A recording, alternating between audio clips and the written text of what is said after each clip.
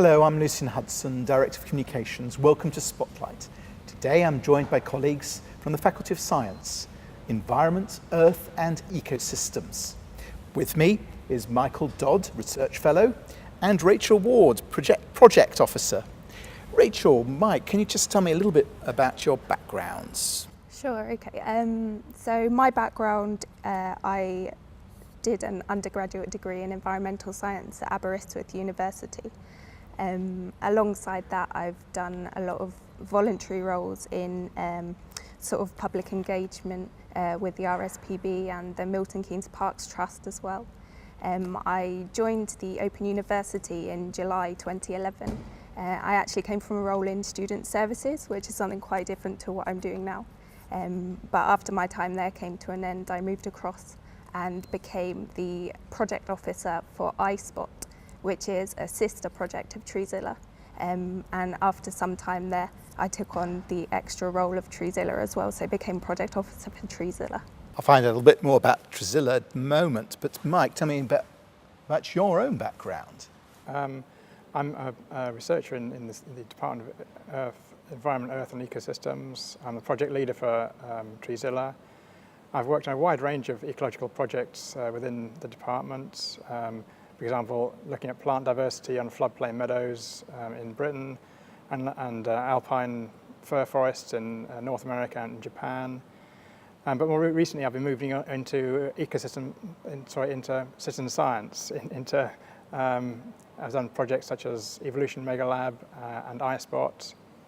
But my original training was in amenity horticulture, and I studied trees there. And it's a bit surprising that I've now come back full circle almost to working on a similar thing. But that is one of the beauties of citizen science. It allows people in urban areas to get involved in measuring ecological things, seeing how they relate to the environment, and how that information can actually then lead on to changing policy. So it's moving all the way through back to the original area I was working in, but allowing the general public to get involved in these projects. And Rachel, what is Treezilla exactly? It's an incredible name. Tell me first about the name. It is. So the name was actually the idea of Professor Jonathan Silvertown, who came up with the iSpot project as well. Treezilla is the monster map of trees, so that's where the name comes from. The idea of the project is that we're looking to map every tree in Britain. It's the latest citizen science project to come from the Open University, and it's actually part of the Open Science Laboratory as well. Anyone can get involved with the project and give it a go. It's free to use and open to everyone. And Mike, what's the significance of Treezilla for you? This is the latest citizen science project. It's an area that I've been interested in for years, and I'm very keen on it, going ahead with it. Mike, tell us more about the site. Okay, the Treezilla website has various pages, but one of the main pages is the map page, which shows that the main aspects of Treezilla. On the right-hand side, there's the map itself. This shows little green dots, which represent the trees. You can click on any of those dots, and you can see all the details of the tree, what species it is, the very detailed ecosystem services it's providing, the size of the tree, any other information, perhaps on pests and diseases that you've recorded about that tree. Then on the bottom of the page, there's the section dealing with community interactions. That's how the people are looking at the most recent pictures and most recent trees and commenting on what the trees, whether people think that the identification of the trees is correct or not. Then on the left-hand side of the main page, we've got the ecosystem services. These are the numbers that show how much economic value that those trees have. It is always associated with the area you've chosen to select. So you can select just a town or a small area or your street, and it will give the ecosystem services for those particular trees. What are ecosystem services exactly? So very basically, ecosystem services is a term used to describe what nature does for us as humans. So there's various different things which trees do within the environment which benefit people. I don't know if Mike, you want to talk a bit more about that? Indeed, one thing that I'm very keen on at the moment, I've got a bad chest. Ecosystem services, the trees provide, one of the main ones is removing pollution from the atmosphere. So they'll be taking out particulates that the diesel cars and things produce. They're taking in sulfur dioxide, nitrogen compounds, ozone, so that they remove those from the air. And on Treezilla, it works out the economic cost of that. So it tells you how many kilograms of those materials it takes in the air and the economic cost of that. Other ecosystem services, including water. There's a recent project in Victoria, in London, that's an area where if you have a heavy rainstorm, the water overwhelms the urban drainage system and floods the station. They have travel chaos, whereas all the trees around, those big plane trees you get near Victoria Station, they store water on the canopies. The rain comes down, the leaves, the water stays there, and then it slowly comes down into the system. So those trees are having a big economic value to that area. So that's another ecosystem service. A couple of others that they calculate on Treezilla are energy value. So the building we're in at the moment, in the summer, it uses air conditioning. The trees around can shade the building or cool the air around. So you need less energy for the air conditioning in the summer. In the winter, the trees reduce the wind speed, so you need less energy to heat the building in the winter. And of course, trees store carbon, obviously a greenhouse gas. You want trees to capture the carbon, and the trees then produce oxygen, which of course we breathe. How can people get involved with Treezilla?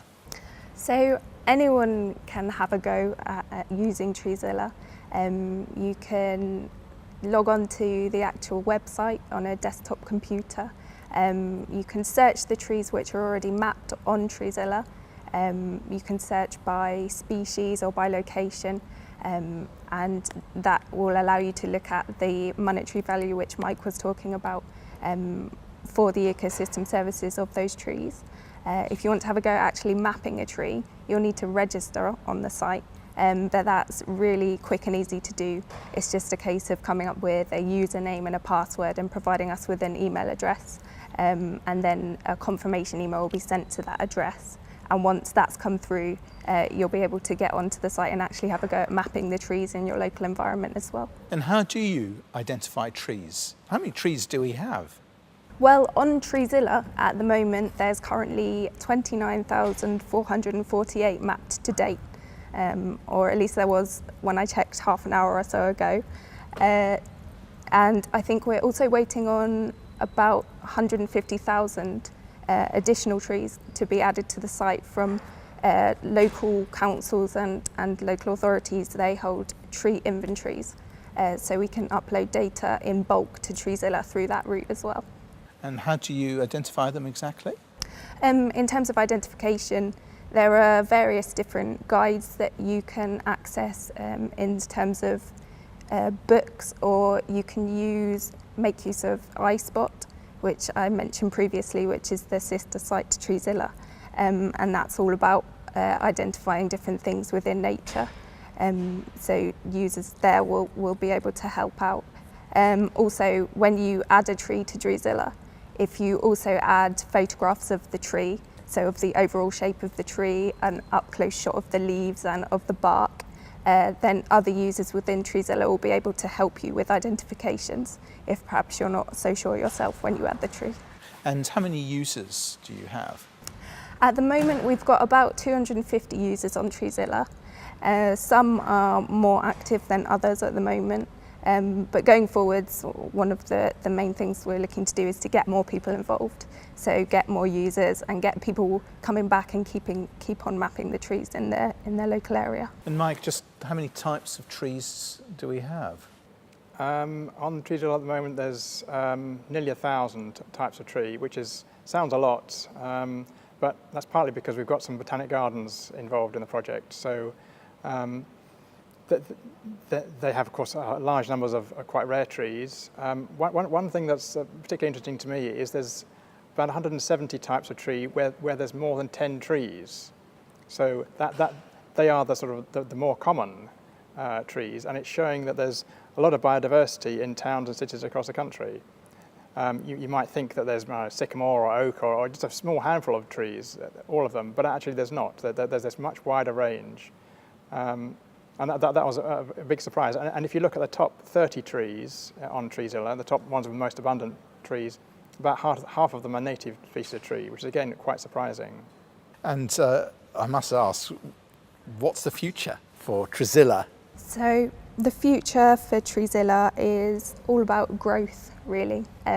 We want more users coming to the site, and we want more trees mapped, because as more trees are mapped, Treezilla will become a more powerful resource in terms of a database for the trees in the UK. We've also got the mobile apps available for Android and Apple, which people can download and use. So we're hoping to get, again, more people using that and more people using the system in general. And the future for citizen science? Citizen science in general. It's been, the last couple of years, there's been a big explosion in citizen science. There are many new organisations being formed in different parts of the world, new journals. Just recently I was giving talks at the Intercol, the International Ecology Conference, and the British Ecological Society formed a new group on just dealing with citizen science. But they have identified a number of key areas to make sure that the projects are good and carry on and get many people using them.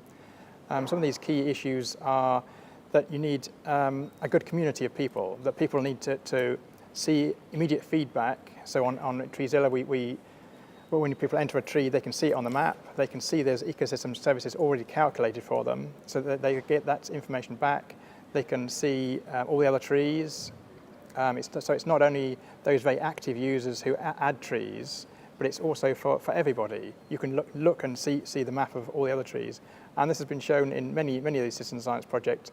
It's not only those who are very keen users who map the trees, but policymakers and others get involved and seeing they can make decisions in the end on these overall maps of all the trees that are there. I think the future is very bright for citizen science at the moment. Well, that's great. Thank you very much, Rachel. Thank you very much, Mike. Thank you. And very good luck with Treezilla and the future of citizen science. Okay.